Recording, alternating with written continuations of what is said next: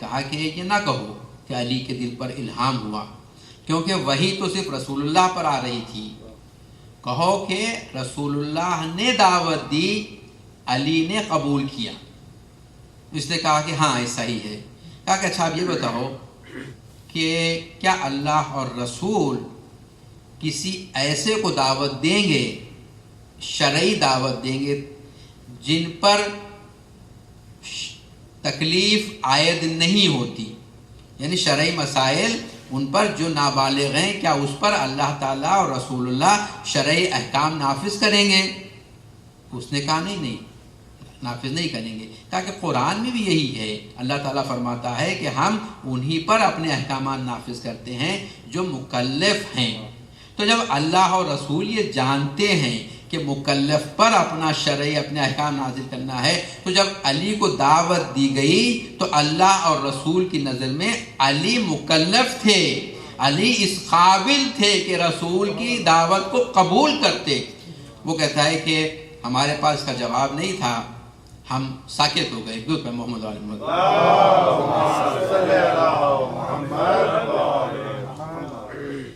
اس کے بعد وہ کہتے ہیں کہ ابھی ہم خاموش بیٹھے تھے کہ مامون نے پھر پوچھا، اچھا یہ بتاؤ کہ تمہاری کتابوں میں مولا علی کی جو فضیلتیں لکھی ہوئی ہیں، کیا ایسی فضیلتیں کسی اور کے لیے بھی ہیں؟ اسحاق کہتا ہے کہ میں نے کہا کہ نہیں، کسی اور کے لیے ایسی فضیلتیں نہیں ہیں۔ کہا کہ کیا ابو بکر کی فضیلتیں علی کی فضیلتوں کی طرح ہیں؟ میں نے کہا نہیں۔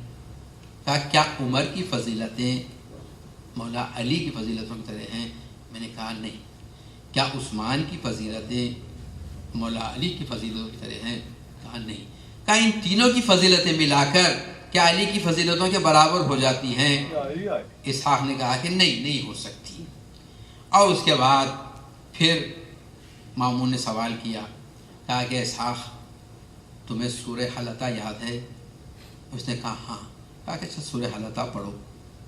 کہا کہ میں سورہ حلقہ میں نے تلاوت شروع کی، اور جب میں اس مقام پر پہنچا کہ یتیمون الطعام علی حبہ مسکینا و یتیما و اسیرا، تو کہا کہ اچھا یہ بتاؤ یہ آیتیں اور یہ سورہ کس کی شان میں نازل ہوا؟ اس نے کہا کہ یہ مولا علی کی شان میں نازل ہوا ہے۔ پھر اسحاق نے پوچھا، پھر مامون نے پوچھا، اسحاق یہ بتاؤ وہ جو حدیث ہے مبشر الجنہ، جس کی جو حدیث لکھی گئی ہے کہ یہ 10 افراد جنت ان کی مشتاق ہے، جس میں معاویہ بھی ہے، تو بتا کہ وہ جو حدیث ہے حدیث مبشرہ، اگر کوئی اس حدیث میں شک کرے تو کیا وہ کافر ہو جاتا ہے؟ اسحاق نے کہا کہ نہیں، کافر نہیں ہوتا۔ کہا کیوں کافر نہیں ہوتا؟ کہا اس لیے کہ اس کا راوی ایک ہی ہے، اور اس میں اگر کوئی شک کرے تو کوئی بات نہیں، وہ کافر نہیں ہوتا۔ کہا کہ اچھا اسحاق یہ بتا، اگر کوئی اس سورہ حلقہ کے تعلق سے شک کرے تو وہ کافر وہ کیا ہوتا ہے؟ کہا کہ وہ کافر ہو جاتا ہے۔ ایک دو محمد علیہ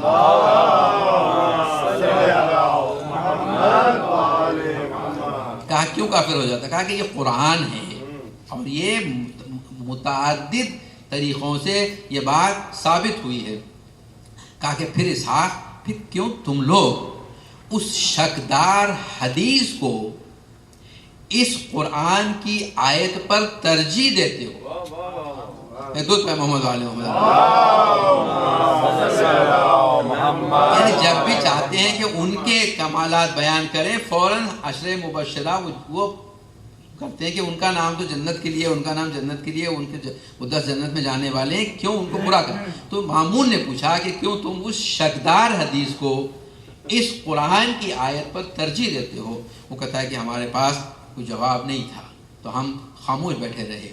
اس کے بعد پھر اس نے پوچھا، مامون نے پوچھا، اچھا تم نے حدیث طیر سنی ہے؟ یعنی رسول اللہ کی خدمت میں جو باربیکیو کیا ہوا مرغ آیا تھا، اور رسول اللہ نے اسے یہ وہ ہے روایت ہے انس ابن مالک سے کہ کہا کہ رسول کے پاس کسی نے ایک باربیکیو ہوا مرغ بھیج دیا. رسول اللہ نے فوراً ہاتھ بلند کیے اور کہا کہ پروردگار تو اسے بھیج دے میرے ساتھ اس کے کھانے کے لیے جو تجھے تیری مخلوق میں سب سے زیادہ پسند ہے. وہ کہتے ہیں کہ ابھی یہ غدوہ ختم نہیں ہوئی تھی کہ مولا علی تشریف لائے، بلکہ روایت میں یہ ہے کہ جب مولا علی آئے تو انہوں نے دروازہ نہیں کھولا. مولا علی نے دروازہ کھٹکھٹایا، پھر تشریف لے گئے. پھر تھوڑی دیر کے بعد آئے، پھر دروازہ کھٹکھٹایا، پھر انہوں نے نہیں کھولا، چلے گئے. تیسری مرتبہ جب آئے تو مجبور ہو گئے دروازہ کھولنے کے لیے، اور ان کو یقین ہو گیا کہ مولا علی ایسی تصادفی طور پر اچانک نہ آئے، بلکہ وہ جا رہے تھے اور ان کو حکم ہو رہا تھا اللہ کی طرف سے کہ آپ رسول اللہ انتظار فرما رہے ہیں. تو یہ حدیث اس نے پوچھی، کہا کہ تجھ نے حدیث طیر پڑھی ہے؟ اس نے کہا کہ ہاں. کہا کہ حدیث طیر بیان کر. اسحاق نے یہی حدیث بیان کی. تو پھر مامون نے پوچھا یہ حدیث صحیح ہے؟ اس نے کہا ہاں اس حدیث کی سچ ہونے میں کوئی شک نہیں ہے. اس کے بعد مامون نے پوچھا اچھا اسحاق یہ بتا کیا رسول اللہ کی دعا کو اللہ نے قبول کیا؟ اسحاق نے کہا کہ ہاں رسول اللہ کی دعا کو اللہ نے قبول کیا. کہا کہ اچھا اس دعا کے نتیجے میں کس نے علی کے ساتھ، کس نے رسول کے ساتھ اس مرغ کو کھایا؟ کہا کہ مولا علی نے اس کے ساتھ کھایا. وہ چاہتا تھا کہ وہ جو 40 علماء ہیں ان پر بھی ہر بات سب پر واضح ہوتی جائے. اس کے بعد کہا اچھا یہ بتاؤ کیا اللہ اور رسول کو یہ معلوم تھا کہ سب سے زیادہ عزیز کون ہے؟ اسحاق نے کہا کہ ہاں وہ تو جانتے تھے. کہا کہ یہ بتا کیا اللہ نے اپنے جس بندے کو اپنے لیے عزیز کیا وہ بندہ سب بندوں میں افضل تھا یا اس نے مفضول کو اپنے سے عزیز کر لیا؟ یعنی اس نے سب سے عظیم بندے کو اپنا عزیز بنایا، سب سے زیادہ عزیز بنایا، یا وہ جو کمتر درجے کا تھا اس کو اپنا عزیز بنایا؟ اسحاق نے کہا کہ نہیں یقیناً اللہ نے افضل ہی کو عزیز قرار دیا. کہا کہ پس اس سے یہ بات ثابت ہوتی ہے کہ علی سب سے افضل ہے. ایک دو پہ محمد علیہ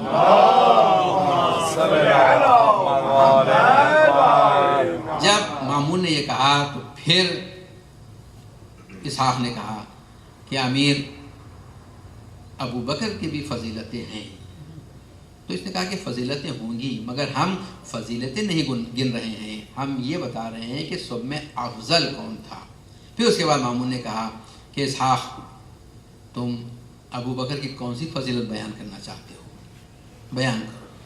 تو اس نے شروع کیا گفتگو. اس نے گفتگو یہ شروع کی کہ اس نے سورہ توبہ کی 40ویں آیت کی تلاوت کی جس میں وہ واقعہ ہے کہ وہ دونوں غار میں تھے اور ان میں سے ایک رونے لگا تو ساتھی نے فرمایا کہ نہ رو، اللہ ہمارے ساتھ ہے. یقول بہی لا تحزن ان اللہ معنا. اس نے یہ آیت پڑھ کے سنائی تو مامون نے پوچھا کہ اس میں کون سی فضیلت کا پہلو ہے؟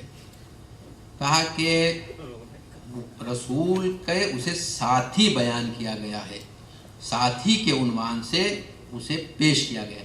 اس نے کہا کہ ساتھی ہونا کوئی فضیلت نہیں ہوتی کیونکہ اب ان کی زبان تو عربی تھی اور یہ پھر امام رضا علیہ السلام سے اس نے فیض حاصل کیا تھا تو اس نے کہا کہ یہ کون سی فضیلت ہے. اور اس کے بعد اس نے سورہ کہف 18ویں سورے کی 37ویں آیت کی تلاوت کی. 37ویں آیت میں آپ کے لیے وہ پیش کروں کہ آیت کیا شان نزول کیا ہے. آیت یہ ہے کہ سورہ کہف میں کہ دو ساتھی تھے، دو دوست تھے. ان میں ایک دوست جو تھا وہ دیندار تھا، ایک بے دین تھا. اس نے یہی کہا مامون نے کہ ساتھی ہونا کوئی فضیلت نہیں بلکہ ہو سکتا ہے ساتھی ہو جبکہ عقیدے دونوں کے ایک دوسرے کے مختلف ہوں، مخالف ہوں. اور اس کے بعد اس نے اس آیت کی تلاوت کی. آیت یہ ہے کہ قرآن میں اس کا تذکرہ ہے کہ اس دو شخص ساتھی تھے، ایک کو ہم نے 2 باغ عطا کیے تھے، بہت بڑے باغ بھی اس خوبصورت سے قرآن میں بیان کیا ہے کہ باغ ایسے تھے، بڑے باغ تھے جس کے چاروں طرف انگور کی بیلیں تھیں اور ان انگور کی بیلوں کے چاروں طرف کھجور کے درخت تھے، اور ان انگور کی بیلوں کے درمیان جو زمین تھی اس میں کھیتی باڑی ہوتی تھی، ہر قسم کا اناج اس میں اگایا جاتا تھا۔ ایک کھیت نہر کے ایک طرف تھا، دوسرا کھیت نہر کے دوسری طرف تھا۔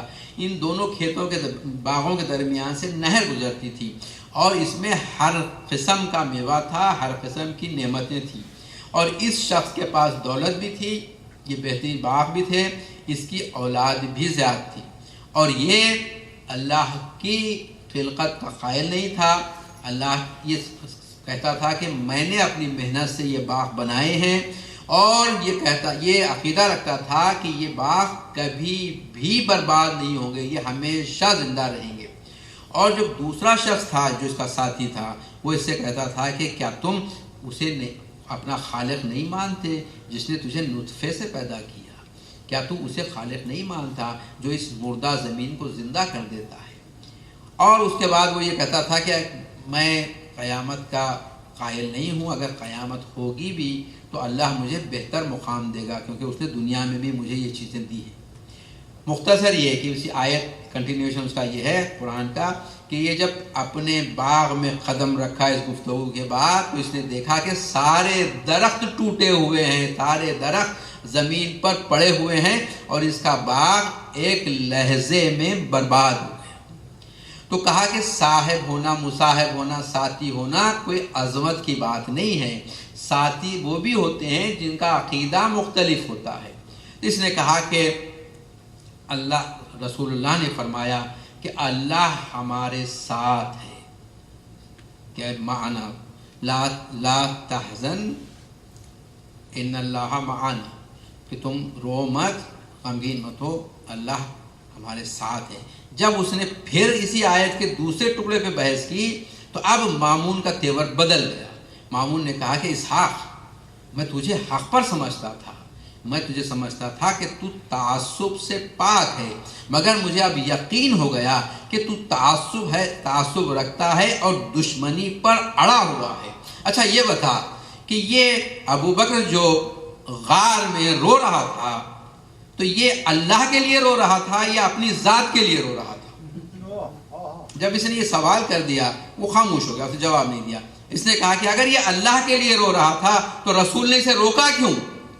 اگر اس کا رونا اللہ کے لیے تھا تو رسول اسے نہ روکتے، تو اور اگر یہ اپنی ذات کے لیے رو رہا تھا تو اس میں کوئی بزرگی نہیں ہے، کوئی کمال نہیں ہے۔ درود پڑھیں محمد علیہ۔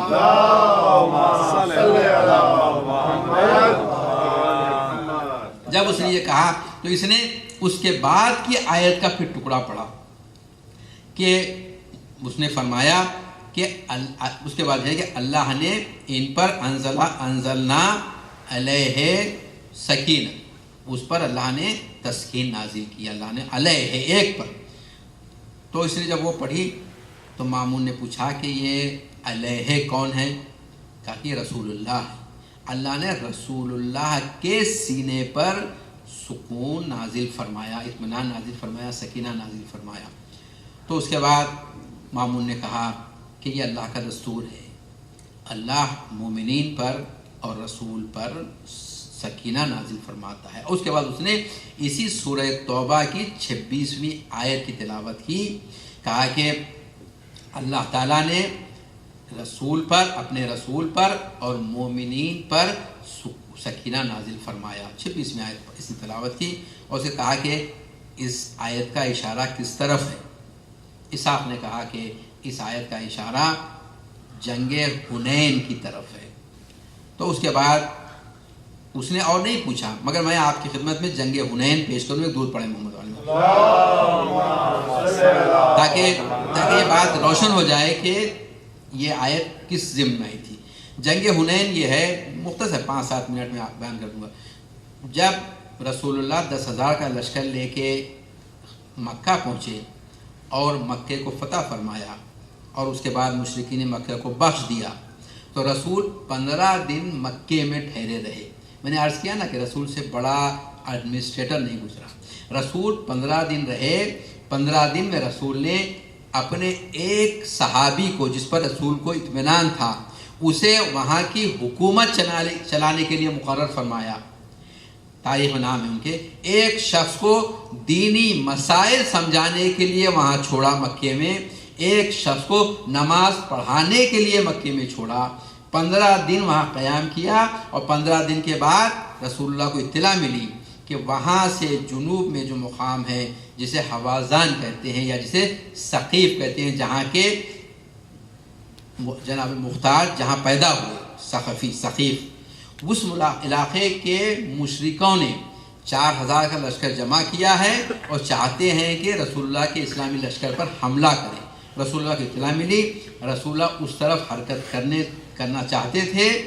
ابو سفیان جو 23 سالہ دور میں 20 سال تک رسول اللہ سے لڑتا رہا، اس نے بھی موقع کی مناسبت سے 2000 کا لشکر بنایا اور رسول اللہ کی خدمت میں کہا کہ رسول اللہ ہم بھی چاہتے ہیں کہ آپ کے ساتھ چلیں تاکہ اس فتوحات میں ہم بھی شریک ہوں.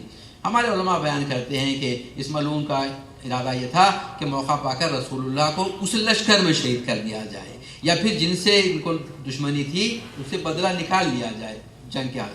تو یہ 12000 کا لشکر چلا اور قرآن میں اس کا ذکر ہے. یہ سورہ توبہ میں اس کا ذکر ہے کہ پروردگار کہتا ہے اور سب سے پہلے ابو بکر نے کہا کہ اتنا بڑا لشکر جا رہا ہے کہ یہ لشکر کو فتح یقیناً ضروری ہے، کیونکہ ان کا لشکر تو 4000 کا ہے، ہمارا 12000 کا ہے. اور قرآن میں یہ آیت ہے کہ تم اپنے لشکر پر اکڑ رہے تھے، تمہیں کثرت تعداد پر فخر محسوس ہو رہا تھا. ہوا یہ کہ وہ جو تھے وہ اپنے جگہ سے ہٹے اور انہوں نے ارادہ کیا کہ راستے میں جہاں پر وادی حنین ہے، وادی حنین میں ہم دونوں طرف چھپ جائیں گے. جب یہ اسلامی لشکر آئے گا تو ہم ان پر حلہ بول دیں گے. اور اس کے ساتھ انہوں نے اپنی عورتوں کو، بچوں کو، اپنے مال اسباب کو، ان کے پاس جانور تھے، یہ سب لے کر اس راستے میں آ گئے وادی حنین میں اور چھپ گئے.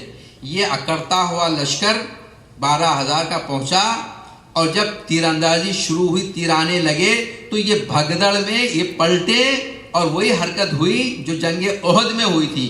بلکہ تاریخ میں لکھا ہے ان کے تیروں سے نقصان کب ہوا؟